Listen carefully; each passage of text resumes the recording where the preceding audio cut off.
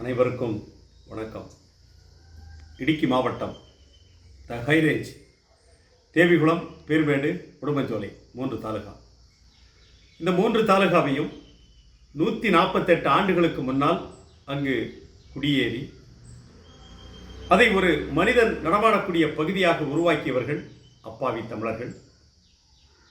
150 வருஷம் ஆக போகுது இன்றைக்கி அங்கே நாங்கள் போய். இன்றைக்கி பூப்பாறையில் ஒரு 48 வீடு என்ன செய்யப்பட்டுக்கிட்டு இருக்கு, இடிக்கப்பட்டுருக்கு. இந்த 48 வீடு யார் இருக்கிறா அப்படின்னு கேட்டால் அப்பாவி தமிழர்கள். அப்பாவி தமிழர்கள். அங்கே ஓடக்கூடிய பண்ணையாறு, பன்னியாறுன்னு கேரளாவில் சொல்கிறாங்க, அது பண்ணையாறு. அந்த பண்ணையாறு ஆற்றை ஒட்டி அவர்கள் வீடு கட்டினார்கள். அதற்கு எந்தவித ஆவணமும் இல்லை, அதனால் இடிக்கிறோம்.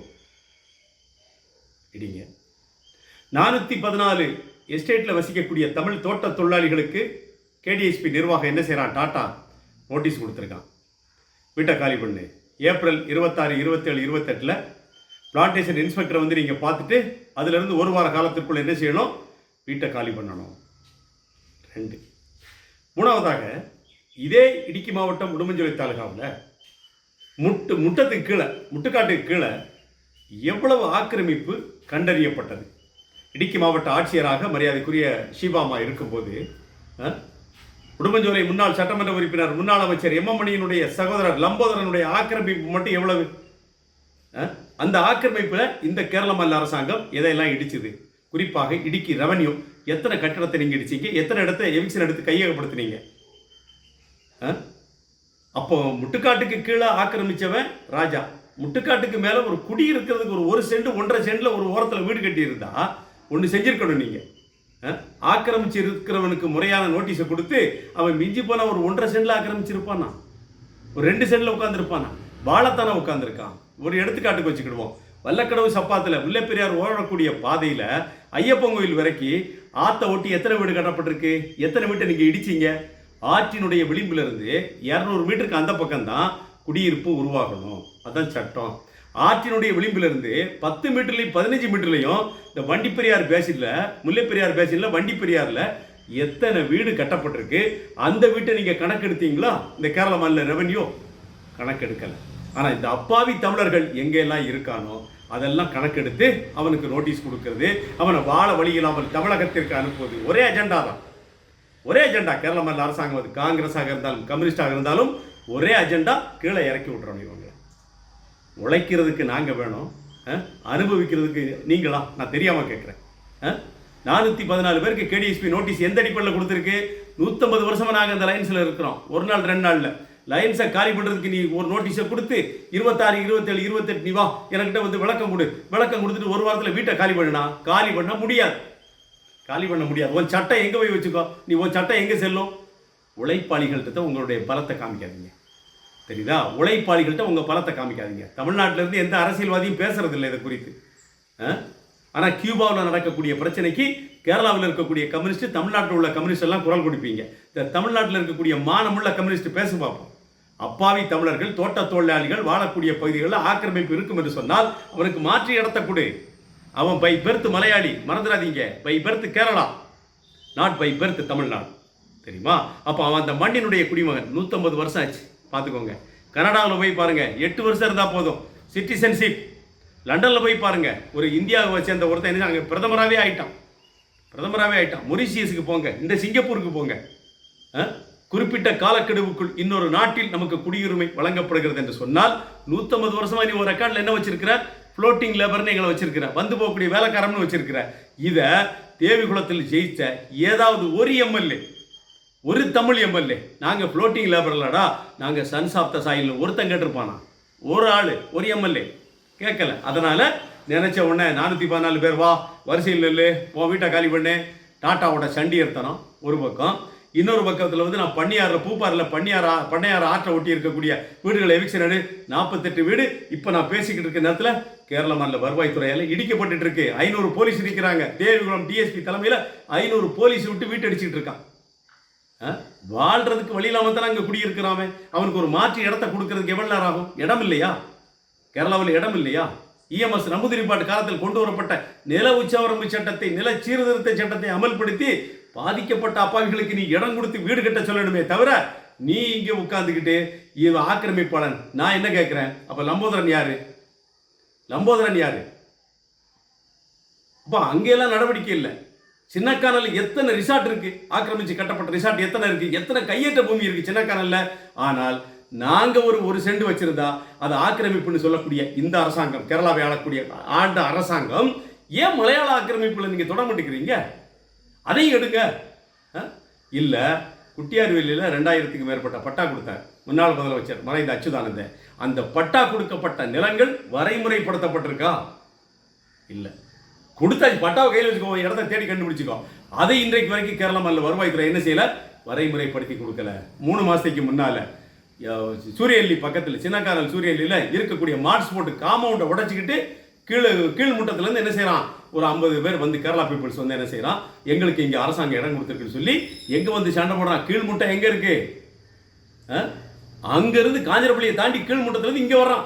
எங்களுக்கு இங்கே அரசாங்கம் இடம் கொடுத்துருக்கு, நாங்கள் இந்த இடத்த வந்து கையப்படுத்த போகிறோம், வேலி போட போகிறோம்னு மண்வெட்டி கடப்பாறை எடுத்துட்டு மார்ஸ்போர்ட் ஸ்கூல் காம்பவுண்ட் உடைச்சிட்டு உள்ளே போனான். அந்த சூரியநிலையில் யார் இருக்கா? 150 வருஷமா தமிழ் மக்கள் தான் இருக்கிறோம். இது இனச்சிக்கலை உருவாக்கும். அதான் விஷயம்.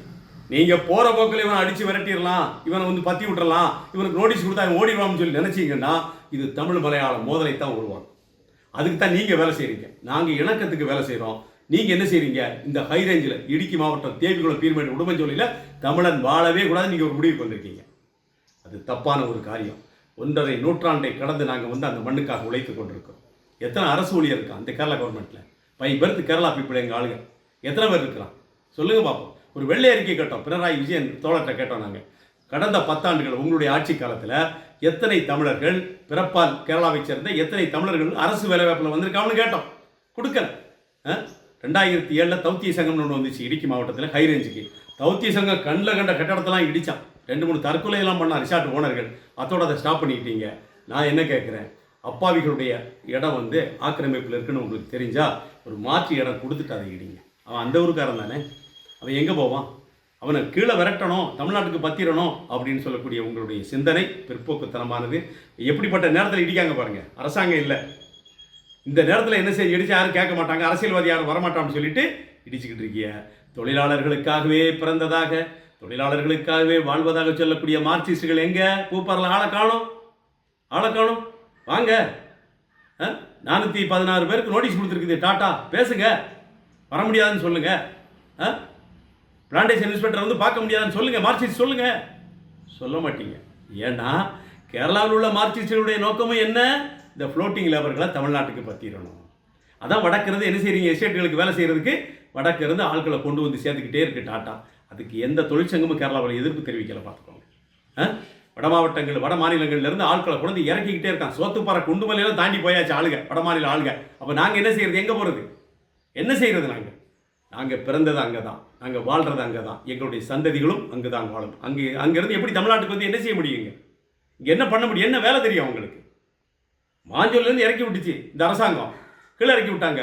எல்லாத்துக்கும் வீடு இல்லாத அவ்வளோ பேருக்கு வீடு கொடுத்துச்சு இந்த அரசாங்கம். பிளெயின்ஸில் என்ன செய்கிறாங்க, தமிழ்நாடு கவர்மெண்ட்டு வீடு கொடுத்துருக்கு மாஞ்சோல்லேருந்து கீழே இறங்கி வந்தவங்களுக்கு. அது மாதிரி நீங்கள் என்ன செய்யுங்க, ஆக்கிரமிக்கப்பட்ட பூமியில் எங்கள் தமிழ்நாடு இருக்கிறோம்னா மாற்றி இடம் கொடுங்க. இது இடிப்போம் அப்படின்னு சொல்லிட்டு நிலைமை தொடரும் பட்சத்தில் தமிழக கேரள எல்லையில் என்ன செய்வோம், மிகப்பெரிய முற்றுகை போராட்டத்தை நடத்தி எங்களுடைய பலத்தை நாங்கள் காண்பிப்போம். வேடிக்கை பார்க்க மாட்டோம். அரசாங்கம் வருவதற்கு வந்த ரெவன்யூ அதிகாரிகள் என்ன செய்யுங்க, நீங்கள் என்ன செய்கிறீங்கன்னு எங்களுக்கு தெரியும். தமிழ்நாடு கேரளா பாடலை நாங்கள் அளக்கன் அடுத்து கோர்ட்டுக்கு போகிறோம், சுப்ரீம் கோர்ட் போகிறோம். சர்வே ஆஃப் இந்தியா மூலமாக தமிழ்நாடு கேரளா பாடுற அளக்கணும்னு போகிறோம், தெரியுதா? அப்போ அளந்தோம்னா 1000 சதுர கிலோமீட்டர் தமிழ்நாட்டுக்கு வரும். மறந்துடாதீங்க, ரெவன்யூ கேரளா ரெவன்யூஸ் 1000 சதுர கிலோமீட்டர் எடுப்போம் நாங்கள். இருக்கு, அவ்வளோ இடம் இருக்குது. கம்பமெட்டில் இருக்கக்கூடிய கேரள காவல் நிலையம் தமிழக எல்லைக்குள்ளே இருக்குது. ஆஸ் பர் சர்வே 2018 தெரியுமா? தேவிகுளம் சப் கலெக்டர், புத்தகமலை ஆர்டிஓ 2 பேர் சேர்ந்து அளக்கும் போது கம்பமெட்டில் இருக்கக்கூடிய காவல் நிலையம் எங்கே இருக்குது? கேரளா காவல் நிலையம் தமிழக எல்லைக்குள்ளே இருக்குது. அதனால் பொறுமையை சோதிக்காதீங்க. நாங்கள் அப்புறம் சுப்ரீம் கோர்ட்டில் போய் சர்வே ஆஃப் இந்தியா டைரக்ஷனில் வந்து நாங்கள் அளக்கிறதுக்கு இன்டர்ஸ்டேட் பாடுற அளக்கிறதுக்கு வந்தோம்னு சொல்லி கேட்டால் அப்புறம் எங்கள் பாதிக்கப்பட்ட எங்கள் ஆளுகளுக்கு நாங்களே வீடு கொடுப்போம். அதனால் வீடுகளை இடிக்கிறத என்ன செய்யுங்க, நிப்பாட்டிட்டு மாற்று இடத்த கொடுத்துட்டு வீட்டை இடிங்க. அதான் சரியாகும். மாற்று இடம் வேணும்.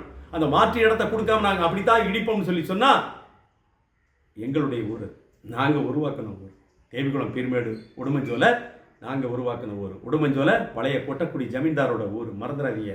எல்லாம் பட்டாவெல்லாம் ரெவன்யூ திருப்பி பாருங்கள். எல்லாம் ஆஸ் பர் ரெக்கார்டு கொட்டக்குடி ஜமீன் எது உடுமஞ்சோலை.